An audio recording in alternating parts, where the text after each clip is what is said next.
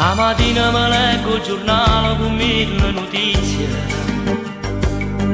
Quando prima di andare al lavoro mi piglio un caffè, hanno acceso anche l'uomo là, che era uno da società. Ma non è più una cosa importante, non è una novità.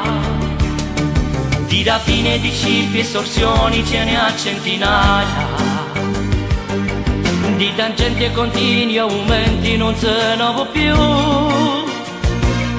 E la borsa va su e giù, non capisco niente più.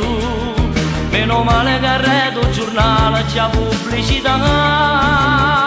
Relazioni sociali, c'è chi cerca da tutta una vita la donna del cuore.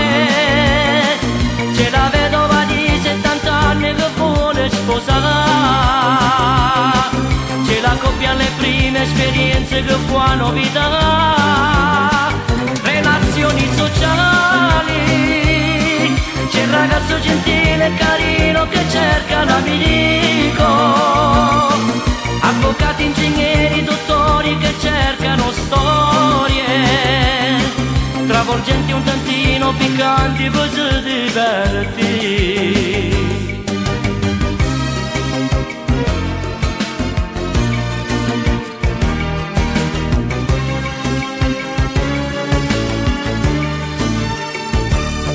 C'è un annuncio che poi mi ha colpito particolarmente, di una donna delusa in amore che dice così: cerco coppie da ospitare, l'indolietto insieme con me, e mi chiedo se c'è più poesia e l'amore per me.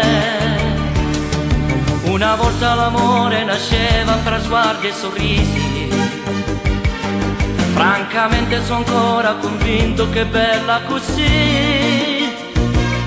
Ma nessuno si crede più, stare insieme non basta più, che st'amore sprecato e distrutto per sta gioventù. Relazioni sociali, c'è chi cerca da tutta una vita la donna del cuore. C'è la vedova di 70 anni che vuole sposare. C'è la coppia alle prime esperienze che fa novità. Relazioni sociali, c'è il ragazzo gentile e carino che cerca l'amico. Avvocati, ingegneri, dottori che cercano storie travolgenti, un tantino piccanti, poi si divertire.